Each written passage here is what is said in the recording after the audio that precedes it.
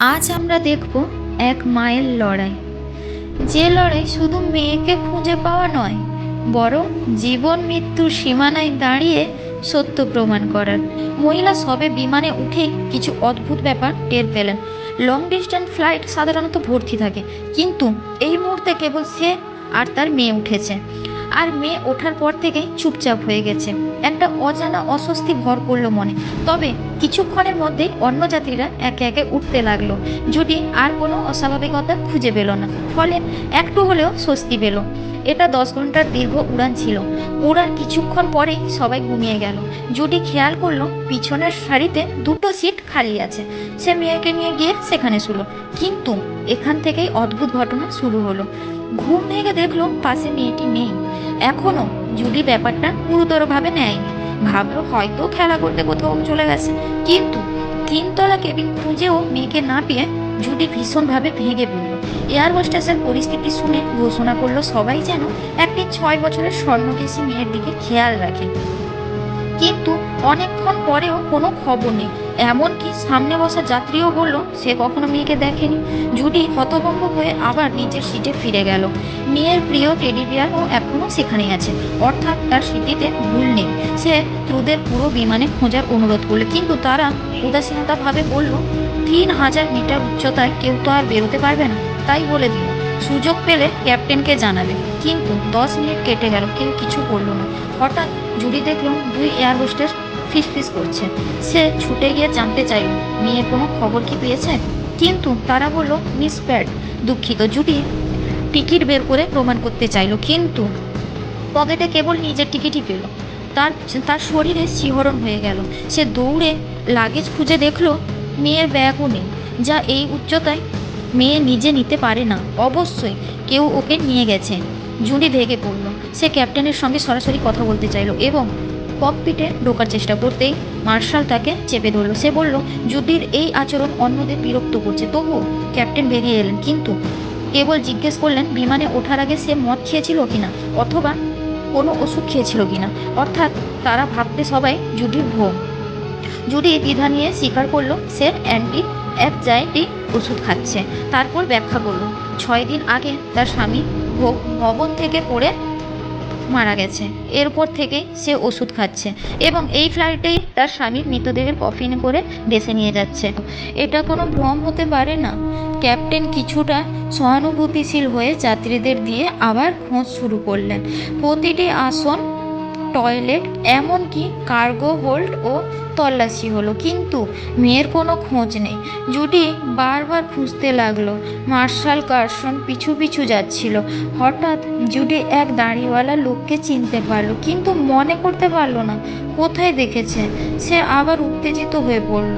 জুডি বলল সে তো এই বিমানের ডিজাইনারদের একজন। সে কার্গো হোল্ড আর ইকুইপমেন্ট রুমে ঢুকতে চায়।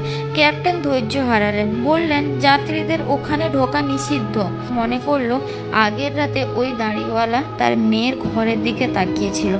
সে তাকে অভিযুক্ত করলো, কিন্তু লোকটি হোটেলের বিল দেখিয়ে প্রমাণ করলো সে বাইরে যায়নি। কার্সনও তাকে বিশ্বাস করলো। জুডি ক্ষিপ্ত হয়ে ঝাঁপিয়ে পড়লো, কিন্তু টেনে নিয়ে যাওয়া হলো। কার্সন প্রশ্ন করলো যদি তারা মেয়েকে অপহরণ করতে চাইতো, তাহলে গত রাতেই করতে বিমানে কেন করতো? জুডি চুপ হয়ে গেল। এদিকে ঘোষণা হলো খোঁজ শেষ, সবাই স্বাভাবিক চলাফেরা করতে পারবে। জুডি রেগে গিয়ে ক্যাপ্টেনের কাছে ছুটলো, কিন্তু ক্যাপ্টেন জানালেন হাসপাতাল থেকে ফ্যাক্স এসেছে, তার স্বামী আর মেয়ে একই সঙ্গে লাফ দিয়েছিল, অর্থাৎ মেয়ে অনেক আগেই মারা গেছে। শুনে জুডি স্তব্ধ হয়ে গেল। সবাই ভাবলো ওষুধ তার মানসিক আঘাতের কারণ, সে ভ্রমে ভুগছে। কিন্তু জুডি মানতে পারলো না। সে কেঁদে ভেঙে পড়ল। হঠাৎ জানলায় মেয়ের আঁকা নক্ষত্রের চিহ্ন দেখে স্তম্ভিত হলো। এর মানে মেয়ে বেঁচে আছে, অবশ্যই বিমানের ভেতরেই আছে। এখানে কোনো গোপন চক্রান্ত চলছে। মহিলা ইচ্ছে করেই মাঝখানে থাকা টয়লেটটা বেছে নিল। দরজা বন্ধ করার সাথে সাথে দ্রুত নিজের জামা খুলে ফেলল। জামা কাপড় ব্যবহার করে শব্দ কমিয়ে সে ভেঙে ফেললো সিলিং, আহরণ করলো উপর দিয়ে পাশের জায়গায়। তারপর একটি কয়েন ব্যবহার করে খুলে ফেললো ইলেকট্রিক বক্স। নিজস্ব উপায়ে সত্যটা খুঁজে বের করার প্রস্তুতি নিল। খুব দ্রুত সে খুঁজে পেল প্রয়োজনীয়তার সাহস করে সেটি সংযুক্ত করতে মুহূর্তের মধ্যেই অক্সিজেনের মাস্কগুলো নেমে এলো। পুরো কেবিনে ছড়িয়ে পড়ল বিশৃঙ্খলতা। কর্মীরা বিভ্রান্ত হয়ে পড়ল। আর সেই সুযোগে মহিলা বিমান বাহিনীর সিস্টেমের ইচ্ছাকৃতভাবে ত্রুটি তৈরি করলো। বিদ্যুৎ এখনো ফেরত আসেনি। এই ফাঁকে সে নিরাপত্তা কর্মকর্তার নজর এড়িয়ে নিচের কার্গো হোল্ডে নেমে গেল। সবখানে খুঁজেও মেয়ের কোনো হদিস পেল না। হঠাৎ স্বামীর কফিন দেখতে পেয়ে মনে পড়ল মেয়ে কি ওর ভেতরে লুকোনো। কফিন খোলার আগে নিরাপত্তা কর্মী তাকে ধরে ফেলল। শেষ চেষ্টা হিসেবে মহিলা অনুরোধ করলো কফিনটা খুলে দেওয়ার জন্য, কিন্তু আগের বিশৃঙ্খলার কারণে কেউ তার কথা আর বিশ্বাস করল না। হাত কড়া পরিয়ে তাকে ফিরিয়ে আনা হলো আসনে। পাশের যাত্রীরা বিদ্রূপ করে হাততালি দিল, যেন সে এক পাগল।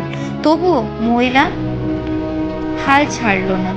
সে কাঁপতে কাঁপতে বলল, আমার মেয়ে এখনো বেঁচে আছে, ও এখানেই আছে, না হলে কফিন ছাড়া কার্গো হোল্ড ফাঁকা কেন? তার দৃঢ়তায় অবশেষে নিরাপত্তা কর্মকর্তার মন নরম হলো।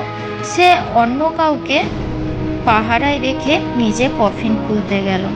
মহিলার মনে আবার জ্বলে উঠল আশার আলো, কিন্তু সত্যিটা ছিল ভয়ঙ্কর। কফিন খুলে বের করা হলো বিস্ফোরক। আসলে পুরো ষড়যন্ত্রের নেপথ্য ছিল সেই নিরাপত্তা কর্মকর্তা। সে তড়িঘড়ি বোমা বসিয়ে সক্রিয় করে ফেলল রিমোট। অপরদিকে মেয়ে তখন অচেতন অবস্থায় শুয়ে আছে ঠান্ডা মেঝেতে। অভিযুক্ত নারীকে ফাঁসানোর জন্য নিরাপত্তা কর্মকর্তা মিথ্যা বলল। এই মহিলা স্বামীর মৃত্যুকে ব্যবহার করে বিমানবন্দরের নিয়ম এড়িয়ে বোমা এনেছে। এখন সে $50 মিলিয়ন দাবি করছে, নইলে বিমান উড়িয়ে দেবে। এয়ারলাইন্স কোম্পানি যাত্রীদের নিরাপত্তার জন্য টাকা ট্রান্সফার করতে বাধ্য হলো।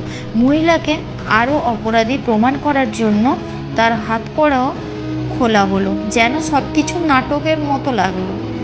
বিমান অবতরণের পর পরিস্থিতি আরও জটিল হয়ে গেল। মহিলা বুঝতে পারল আসলে পুরো খেলাটা ওই কর্মকর্তার তৈরি ষড়যন্ত্র। সে বুদ্ধি খাটিয়ে কর্মকর্তাকে জিম্মি সেজে থাকতে বাধ্য করলো, কিন্তু ওই লোক গোপনে সুযোগ পেলেই তাকে খুন করার পরিকল্পনা করছিল।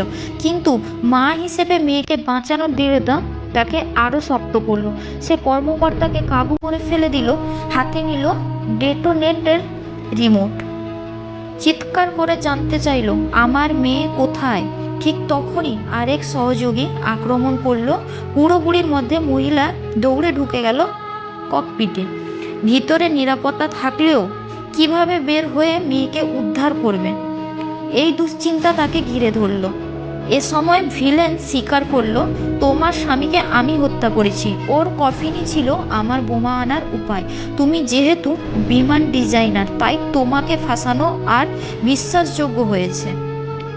মেয়েকে অপহরণ করেছি শুধু সন্দেহ এড়ানোর জন্য। মহিলা ভান করলো যেন সে ছাদের ভেতরে পালিয়েছে। কর্মকর্তা ধাওয়া করতে গেল, সে নিচে নেমে পড়ল। সেখানে দাঁড়িয়েছিল সে দ্বিধাগ্রস্ত সহযোগী। মহিলা তাকে মানসিকভাবে দুর্বল করে আঘাত করলো। দ্রুত এগোলো মেয়েকে খুঁজতে। অবশেষে ইলেকট্রনিক যন্ত্রপাতির ঘরে মেয়েকে খুঁজে পেল।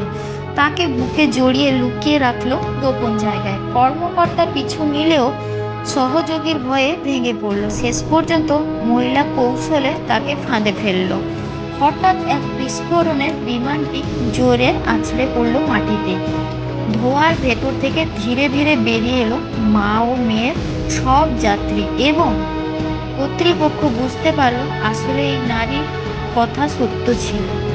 শেষমেশ খলনায়করা শাস্তি পেল, অপমানিত ক্যাপ্টেন ক্ষমা চাইল, সব যাত্রী বিস্মিত হয়ে তাকিয়ে রইল।